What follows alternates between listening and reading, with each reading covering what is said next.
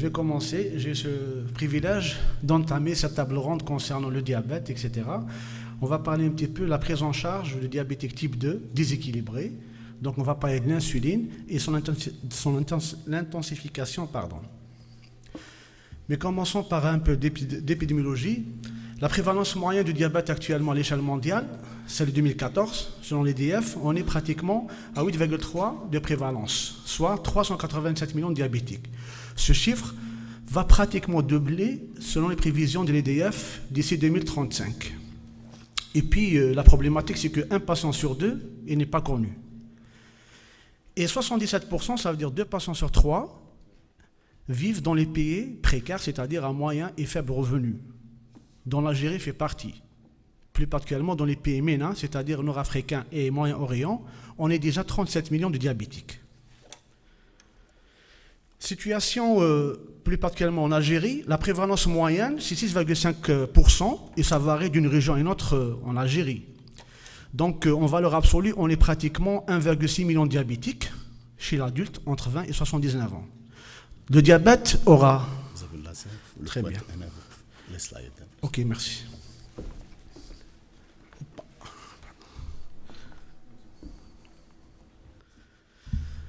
Et donc le diabète a causé l'année dernière plus de 14 000 décès. Et un patient sur deux avait l'âge de moins de 60 ans.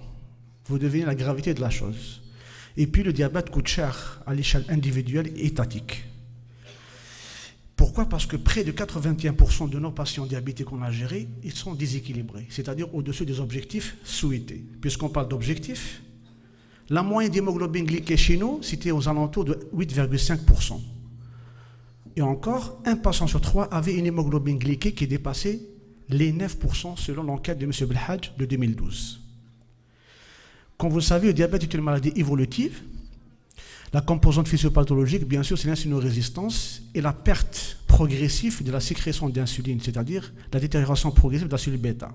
C'est pour ça que 60% des patients diabétiques passent à l'insuline de façon inévitable dans les 6-10 ans d'évolution de la maladie. Mais le problème qui se pose, c'est qu'il y a une résistance à l'insuline par le patient qui malheureusement retarde son instauration, voire même au stade de complication. La maladie progresse, donc il y a un déclin progressif, ce qui explique ou contribue à l'efficacité décroissante des antidiabétiques. C'est un traitement qui pourrait être injectable ou même oral, et quel que soit le schéma intensif ou conventionnel, on assiste à une augmentation d'hémoglobine glyquée dans le temps. L'étude adopte, bien sûr, à droite, a démontré qu'il y a quelques antidiabétiques oraux qui maintiennent un peu l'équilibre plus longtemps, c'est-à-dire moins d'échappement thérapeutique, surtout concernant les glitazones et la metformine. Bien sûr qu'il y a des déséquilibres, dit complications, microangiopathiques qui mettent le pronostic fonctionnel, et je fais allusion à la cécité surtout, et le pronostic vital, c'est-à-dire les maladies cardiovasculaires. Maladie cardiovasculaire, c'est la première cause de décès chez les diabétiques, malheureusement. Donc, les maladies coronariennes et toutes causes d'origine cardiovasculaire sont la première cause de décès chez les diabétiques type 2. Pourquoi les diabétiques type 2 meurent de leur cœur? C'est parce qu'il y a cette hyperglycémie. Et vous voyez bien sur cette plaque que plus l'hémoglobine glyquée est déséquilibrée, plus l'incidence des mortalités cardiovasculaires augmente. En partie, c'est vrai, il y a des équilibres, mais il y a cette mauvaise compliance. Je ne vais pas rentrer dans le détail parce que le professeur Nahar va vous parler de l'inertie thérapeutique, mais juste un petit aperçu concernant la mauvaise compliance dans une étude qui a bien démontré cette dernière est liée quand le patient il est plus jeune, il est moins compliant. Donc l'observance thérapeutique, elle est un peu médiocre. Le statut social bas, qui est derrière la mauvaise observance, quand un patient il a un BMI élevé, derrière le déséquilibre, donc il y a une mauvaise compliance. D'emblée, une hémoglobine glyquée, on a du mal à traiter, et donc ça peut être une cause de mauvaise compliance. Un schéma plus complexe, donc notre but d'aujourd'hui, c'est de un petit peu parler les schémas les plus, je dirais, souples, flexibles et acceptés par le patient, pour avoir une meilleure hémoglobine glyquée.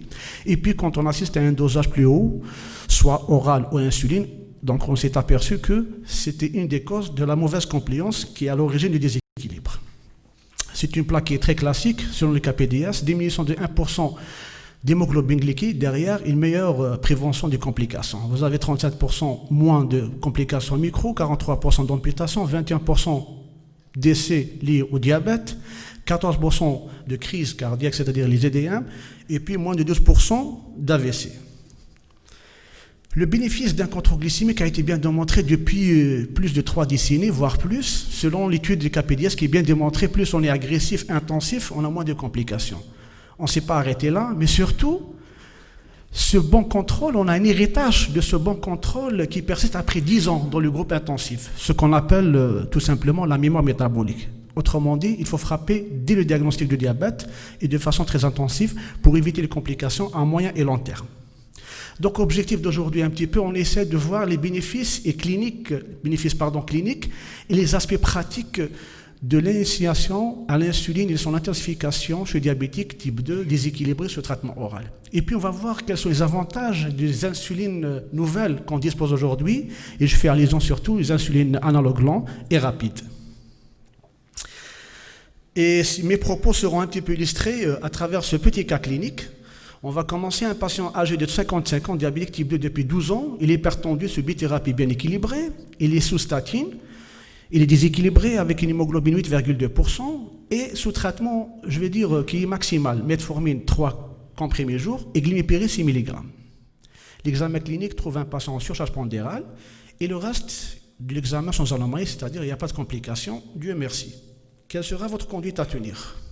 Je ne vais pas trop tarder, mais tout d'abord, avant d'entamer et avant de régler la glycémie, revoir l'éducation thérapeutique. Est-ce que votre patient est déjà motivé déjà? Est-ce qu'il va accepter tout ce que vous allez proposer comme traitement? Donc vous serez à l'aise, vous avez l'embarras du choix de choisir la thérapeutique adéquate. Évaluer l'observance. Est-ce que, on a parlé tout à l'heure de l'observance thérapeutique, la compliance, est-ce que ce n'est pas dû à une mauvaise observance, ce déséquilibre? Chercher les facteurs de risque cardiovasculaire, c'est une chose qui est très classique. Il ne faut pas qu'on soit glucoconcentré, on n'est pas que pour la glycémie, mais chercher d'autres facteurs. On a dit tout à l'heure que les patients meurent de son cœur. Un bilan de complications, s'il n'a pas été fait, c'est l'occasion de le demander. Et puis à la fin, on cherche la cause des déséquilibres pour un petit peu y remédier par la suite. Enfin, ce que je viens de dire, je me suis inspiré des recommandations de l'UASD. Pour chercher un meilleur objectif, on devrait se fier aux paramètres qui pourraient nous guider, à savoir la motivation du patient, le risque hypoglycémique. Tout ce qui est à gauche, on est plus strict, tout ce qui est à droite, on est large. Quelqu'un plus jeune, l'espérance de vie est longue, etc., on est plus strict avec lui. Les ressources sur le plan financier, quand un patient a les moyens d'acheter un médicament cher et efficace, pourquoi pas, etc., etc. Tout ça pour choisir une hémoglobine glyquée. Vous savez bien que ça diffère d'une société savante à une autre. Les Américains, EDF, ils sont plus vers les 7%. Les Européens, 6,5%. Non pieds, non alignés Algérie. On va choisir entre les deux, 6,5 et 7. On est né avec l'autre, on est avec. Donc, en général, un diabétique récent, on choisit les 6,5. Un diabète plus ou moins ancien qui n'est pas ça des complications, on va dire 7%. Ça, c'est les recommandations dernières européennes. Et puis, quand il y a un risque hypoglycémique, on va choisir les 7,5 en général. Sujet âgé avec comorbidité. Revenons à notre cas clinique. L'enquête alimentaire et toutes les causes n'ont pas révélé ou n'a pas révélé une cause décélable. Donc, on était d'accord pour que ce patient avait besoin de quelque chose et déséquilibré. Donc, son profil 3 jours avant la consultation, il avait une glycémie à jeun 3 jours, comme vous constatez, était déjà élevée. 1,87, 1,88 sous traitement oral maximal. Et puis, les autres glycémies pré- et postprandiales n'étaient pas trop élevées. Autrement dit, les incréments glycémiques aux alentours des repas étaient vraiment modestes. Donc, delta glycémie, ce n'était pas trop élevé. Ça veut dire déjà à la base, la à jeun et la préprandiale étaient élevées. Donc, la postprandiale, en général, suit la préprandiale. Juste pour vous dire que, dès le départ, le patient était déséquilibré à jeun. Qu'est-ce que vous allez faire? Pas de changement thérapeutique, renforcer seulement le régime et l'exercice physique? Je ne pense pas. Ça ne va pas régler les choses. Ajouter un analogue lent au coucher, ce qu'on appelle bedtime, traitement mixte. Arrêter glimepiride et donner 15 mg de glébenglamide. Je ne pense pas. Ajouter bioglitazone à ce stade-là, je ne pense pas que ça va régler beaucoup de choses. Et ajouter inhibiteur alpha-glycosétase, ce n'est pas le cas. Déjà, la glycémie à jeun de départ était élevée, donc on n'a pas besoin de ce traitement du tout. Donc, vous avez entièrement raison, c'est la réponse B. On devrait rajouter, initier le patient à l'insuline bedtime le soir pour régler la glycémie à jeun. Encore une fois, l'insuline est l'agent antidiabétique le plus efficace en matière ou en termes de réduction d'hémoglobine glyquée en comparaison avec tous les agents antidiabétiques autre que l'insuline, c'est-à-dire soit injectable ou orale.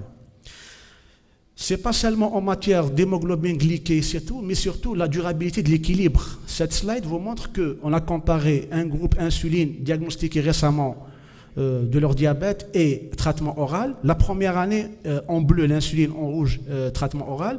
Dès la première année, on a assisté à une baisse de façon similaire dans les deux groupes, effectivement. Mais à partir, au-delà de la deuxième année, se maintient, ou l'équilibre glycémique groupe insuline se maintient et dure plus longtemps. Contrairement au groupe ADO, où on assiste une remontée de leur hémoglobine glyquée, et ça confirme un petit peu l'échappement thérapeutique pour vous dire que l'insulinothérapie, elle est plus efficace et plus durable en matière d'équilibre glycémique. Encore une étude qui montre qu'on a comparé l'instauration de façon très initiale, je dirais, au précoce, l'insuline par rapport au groupe ADO. Tout ce qui est en jaune, vous voyez ici l'histogramme en jaune et bleu foncé, c'est juste l'insuline, la façon de l'injecter, sous pompe subcutanée ou discontinue. C'est un groupe d'insuline tout court. Donc on a comparé le pourcentage de patients qui avaient meilleure hémoglobine glyquée à la fin de l'étude. Il n'y a pas photo. Le groupe qui a reçu l'insuline dès le début de leur diagnostic de diabète avait une meilleure hémoglobine glyquée. Ils étaient nombreux. Donc, on a eu plus de rémission en matière d'équilibre et la reprise, on va dire, entre guillemets, la fonction de la cellule bêta, juste pour vous dire que dans l'immédiat et à long terme, l'insuline est le meilleur traitement pour le diabétique. La mise à jour des recommandations actuelles 2015, c'est-à-dire on a eu la date de l'EASD 2012, celle de 2015, je ne vais pas trop tarder, juste pour vous dire qu'il y a une approche progressive de la prise en charge diabétique type 2, selon ces recommandations. On commence par la monothérapie metformine tant qu'il n'y a pas de contre-indication avec règle hygiéno-diététique qui va accompagner le patient à vie.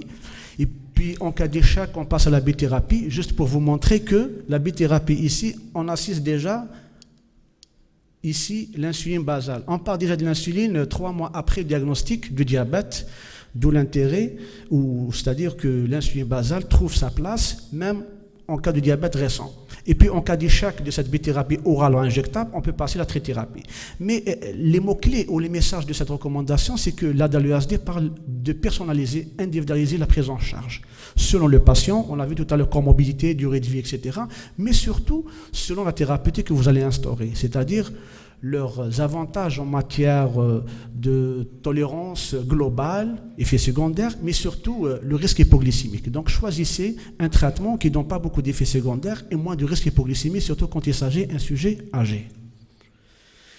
Bien sûr, ici, ils sont tardés, c'est juste le passage à l'insuline. Actuellement, 2015, ils sont plus vers le basal, puis basal plus. Le basal plus, effectivement, c'est une intensification. Mais en parallèle, on a cette alternative par les prémix en cas d'échec de basal. Donc, vous avez un petit peu l'embarras de choix dans l'intensification entre prémix et basal plus, voire basal bolus. Ça, selon votre patient. On verra tout à l'heure plus ou moins en détail. Mais on revient, puisqu'on a opté pour la basale pour notre patient. Rappelez-vous, bedtime le soir, par analogue lent. Le principe de la basale, le concept, c'est de baisser la glycémie à jeun le matin vers le bas. Et puis, en quelque sorte, de baisser tout le bloc. Les préprandiales, les postprandiales qui vont suivre cette glycémie à jeun. C'est ça un petit peu le principe d'une analogue basale, le soir, pour baisser tout le matin et toutes les glycémies dans la journée. C'est quoi une basale aidée à l'insuline? C'est que reproduire au mieux les débits contenus d'insuline sécrétés par le pancréas, assurer un taux d'insulinémie basale le plus stable, rappelez-vous, c'est le pancréas normal, c'est ça en fin de compte, on essaie de le mimer, contrôler au mieux la glycémie à jeun, nocturne et préprandiale, diminuer le risque hypoglycémique nocturne. C'est l'avantage des analogues lents. Tous analogues lents, maintenant, ils ont cet avantage de moins d'hypoglycémie et meilleure stabilité et reproductibilité de la chose, c'est-à-dire juste il faut donner l'insuline toujours à la même heure, qui vont couvrir, bien sûr, ces deux types d'insuline qu'on dispose chez nous, bien sûr, tous les jours. Par rapport à l'initiation de la bedtime, on commence en général, il y a des gens qui veulent utiliser le chiffre en valeur absolue 10 unités le soir, ou carrément en fonction du poids. Quand quelqu'un qui est obèse, 10 unités, je pense qu'il y a 3 fois rien. On va choisir 0,1 ou 0,20 unités par kilo par jour le soir. Et puis, vous allez titrer votre insuline selon la glycémie à jeun du matin en se fixant des objectifs aux alentours de 1,20, on va dire 1,30, ça dépend votre patient des objectifs. Et puis, au bout de 3 mois, vous allez juger de votre thérapeutique bedtime. S'il est bien équilibré, vous gardez le même schéma. Et puis, s'il est déséquilibré, on va penser ou intensifier notre insulinothérapie. Quelques conseils quand on initie le patient à l'insuline diabétique déséquilibrée. Nous conseillons d'arrêter les inhibiteurs alpha-glycosida. C'est un problème de resucrage. S'il était sous glycobay, donc on devrait arrêter parce qu'il y a un problème de resucrage en cas d'hypoglycémie. Garder la metformine tant qu'il n'y a pas contre-indication. Là, la metformine suit le patient à vie, quelles que soient les thérapeutiques parallèles. Et puis maintenir l'insuline sécréteur, mais en diminuant les doses, voire arrêter. Donc ça dépend de votre équilibre ou l'équilibre de votre patient. Faites attention en gardant l'insulinosécréteur type glimépiride, glibenclamide. Donc au moins vous diminuez pour ne pas dire arrêter pour d'autres. On dispose de 2 insulines actuellement, analogues lents, c'est les Détimir et Glargine. Je ne vais pas encore tarder sur une plaque juste pour vous dire que ce n'est pas facile d'initier le patient à l'insuline et les gens qui pratiquent la diabétologie sont bien sûr au courant. Les barrières sont les peurs de prendre du poids, peur de l'hypoglycémie, peur de l'injection. Ça, c'est des barrières liées au patient. Et puis, le patient prend la chose quand vous allez lui proposer l'insuline, c'est comme un signe de gravité de leur maladie. Ça veut dire qu'il y a une sensation de culpabilité, etc. Mais les solutions parallèles sont très je dirais, efficace. Pour le poids, on peut garder toujours la metformine. Pour les hypoglycémies, les analogues lents et rapides sont là pour un petit peu éviter, c'est leurs avantages par rapport aux insulines humaines. Les injections de la peur, de la douleur, actuellement on dispose des aiguilles très fines de 4, 5, 6 mm. Il n'y a aucun problème. D'ailleurs, des patients rapportent que l'autosurveillance est plus douloureuse que l'injection d'insuline dans une autre étude. Et puis, cette sensation, cette culpabilité, etc., juste il faut accompagner le patient dès le début, parler-lui de l'insuline, dès le diagnostic, pour qu'il se familiarise.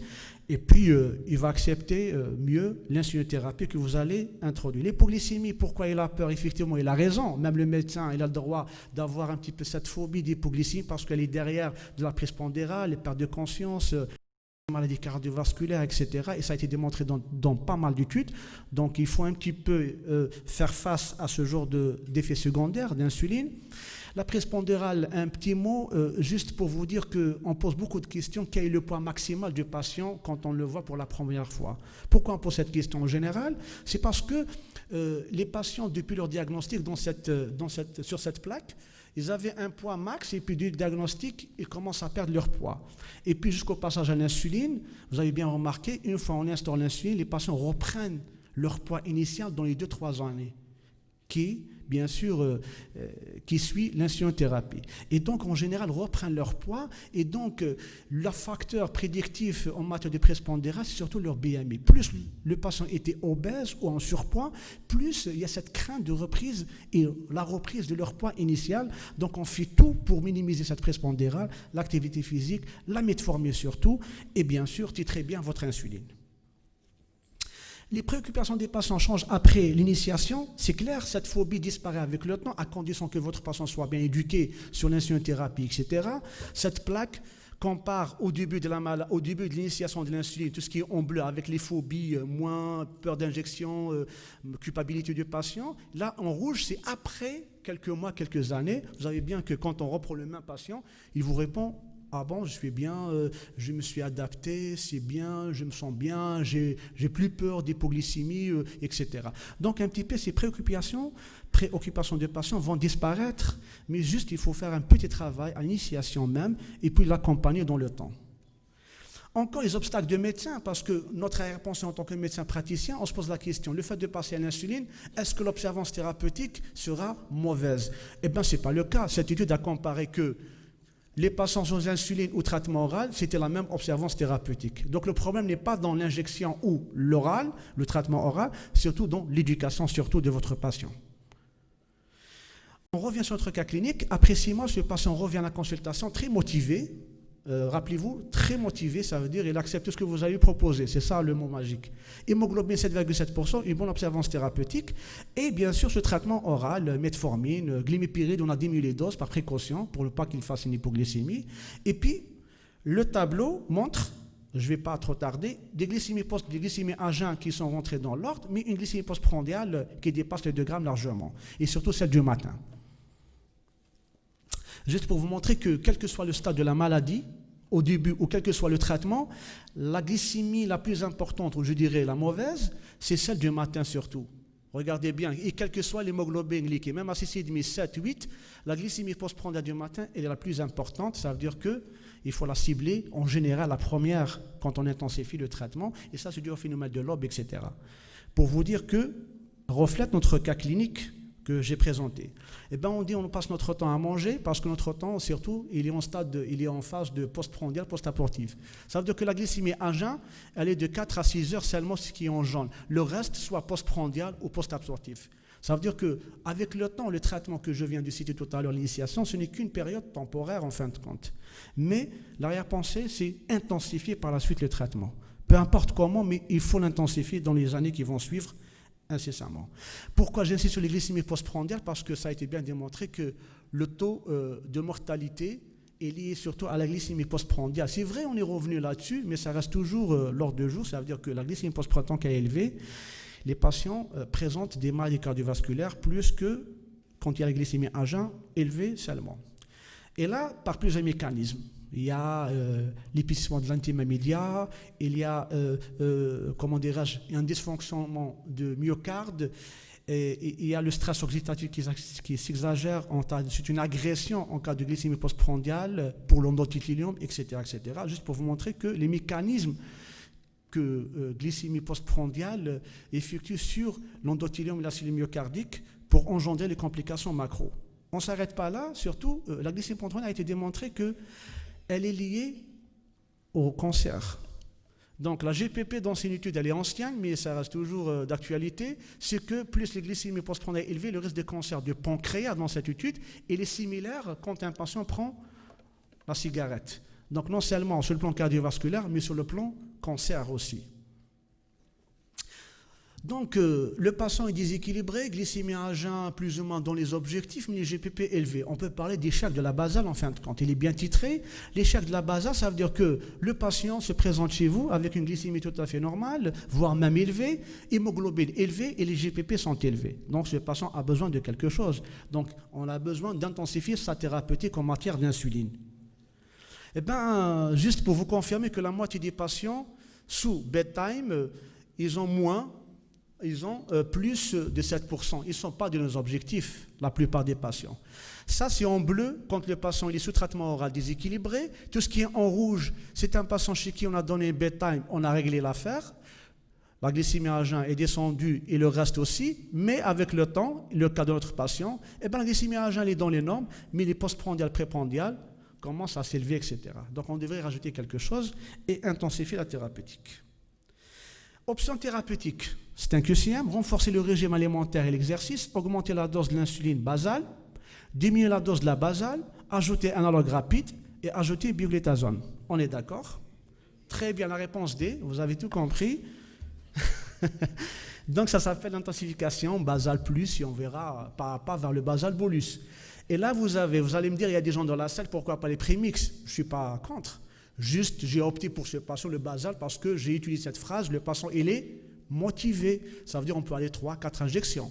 Maintenant, un patient qui n'est pas motivé, vous n'allez pas insister sur le basal bolus. Vous allez préférer pour lui une prémix 2 fois par jour. Il n'y a aucun problème. C'est juste selon votre patient et de cancer avec votre patient. C'est ça, en fin de compte, les recommandations actuelles.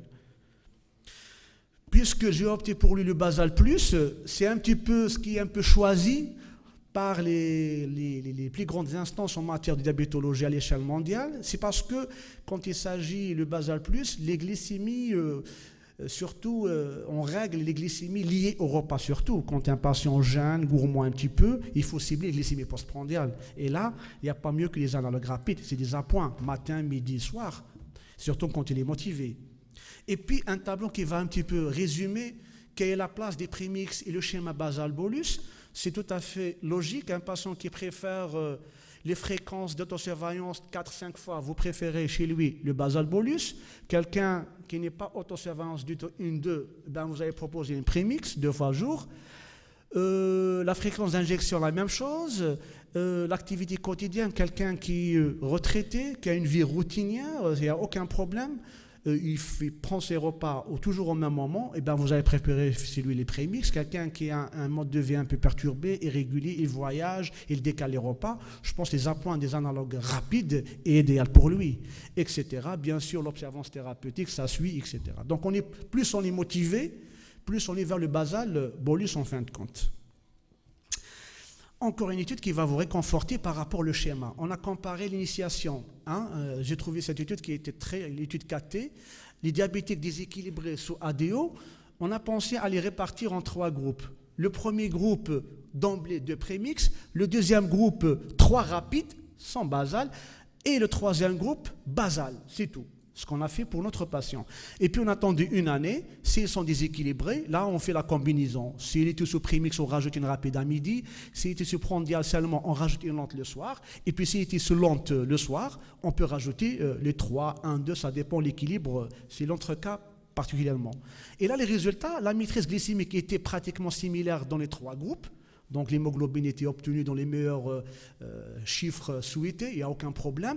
Mais chose marquante, c'est que le groupe prenant l'insuline basale a présenté moins d'hypoglycémie et moins de dépresse pondérale. Ce qu'on espère chez nos patients en fin de compte. Effectivement, on cible l'hémoglobine glyquée, mais on l'a dit tout à l'heure, moins d'effets secondaires. C'est ça la meilleure thérapeutique. Et ce qu'on a un petit peu obtenu par l'initiation par une basale.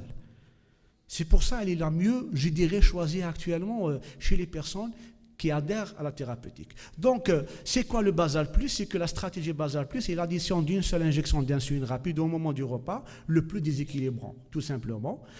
Et puis, cette stratégie peut représenter un schéma basal plus pas à pas. Donc, en allant vers le basal bolus, mais de façon très progressive. À l'époque, on hospitalisait le patient. Pour initier le patient, basal, bolus, on l'hospitalise, on l'éduque, etc. Mais cette stratégie nous évite les hospitalisations et bien sûr, avoir une meilleure hémoglobine dans les meilleures conditions. Et bien sûr, c'était validé par beaucoup d'études. Je ne vais pas rentrer parce qu'il y a un conflit d'intérêts, parce qu'il y a beaucoup d'études qui parlent de leur analogue rapide, etc. Je ne voulais pas prendre parti, mais il y a beaucoup d'études concernant 3 analogues rapides qui ont bien démontré l'initiation et l'intensification par la suite. C'est quoi l'intensification? C'est rajouter au moment le repas le plus déséquilibrant, bien sûr, ici, on a parlé du petit déj pour notre patient, un bolus analogue rapide, en général 3 à 4 unités. Ça, c'est en valeur absolue. En valeur par rapport au poids, c'est 0,05 unités kilo-jour. Vous commencez.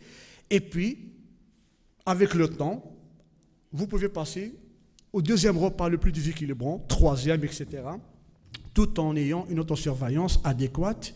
Et le patient finira par avoir un schéma basal bolus dans les meilleures conditions, sans hypoglycémie et sans prise pondérale.